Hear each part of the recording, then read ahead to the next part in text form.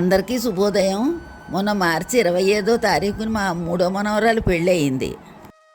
ఫిబ్రవరి 28వ తారీఖుని నిశ్చితార్థం జరిగింది. ఎక్కువ శాతం వీడియోలు చేసేది ఈ మనవరాలే పెళ్లి కూతురు అవడం వల్ల వీడియో పెట్టడానికి ఎక్కువ సమయం పట్టింది.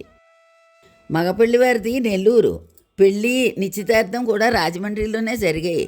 వారు మేము కలిసి అన్ని తంతులు చాలా సరదాగా జరిపించాం. నిశ్చితార్థంలో పెళ్లి కూతురు పెళ్లి కొడుకు ఉంగరాలు మార్చుకుంటారు కదా. అమ్మాయి అత్తగారు పెళ్లి కూతురికి పెట్టారు, మా అల్లుడు వాళ్ళ అల్లుడికి పెట్టాడు. విఘ్నేశ్వర పూజ, ఉంగరాలు మార్చుకోవడం అయిన తర్వాత సరదాగా కేకు అది కోయించారు పిల్లలందరూ కలిసి. మార్చి 22వ తారీఖున ఉదయం నెత్తిమీ చమురు అది పెట్టి యథావిధిగా పెళ్లి కూతుర్ని చేసాం. మా మనవరాలు నెత్తిమీద చమురు పెట్టేప్పుడు కట్టుకున్న చీర, మా అమ్మాయికి పెళ్ళికి నెత్తిమీద చమురు పెట్టినప్పుడు మనం కొన్న చీర.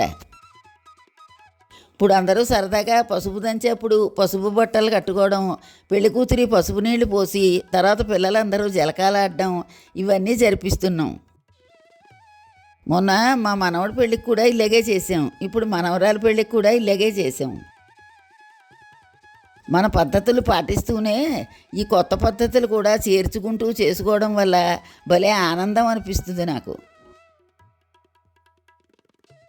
ఈ జలకాలాడడం అది మా అప్పుడు లేదు కనుక ఇప్పుడు పిల్లలకి చేసేప్పుడు నేను పైకి వెళ్ళి 2 మెట్లైనా సరే ఎక్కి కష్టపడినా వాళ్ళ దగ్గరికి వెళ్ళి చూసి నా సరదాలన్నీ తీర్చుకుంటూ ఉంటాను. 23వ తారీఖు రాత్రి మగపల్లి వారి విడిదిలో దిగారు. 24వ తారీఖు పొద్దున్న స్నాతకం జరిగింది.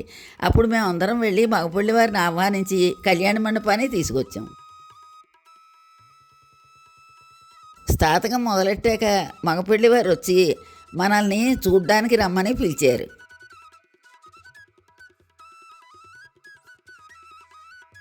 స్నాతకం అయిన తర్వాత పెళ్ళికొడుకు కాశీయాత్రకి బయలుదేరాడు. అప్పుడు పెళ్లి కూతురు తమ్ముడు వెళ్ళి పెళ్ళికొడుకుని, బావగారు మీకు మా అక్కనిచ్చి పెళ్లి చేస్తాం, మీరు కాశీ వెళ్ళొద్దు అని గడ్డం కింద బెల్లమ్మక కొట్టి బహుమతులు పెట్టి అప్పుడు వెనక్కి తీసుకొచ్చాడు.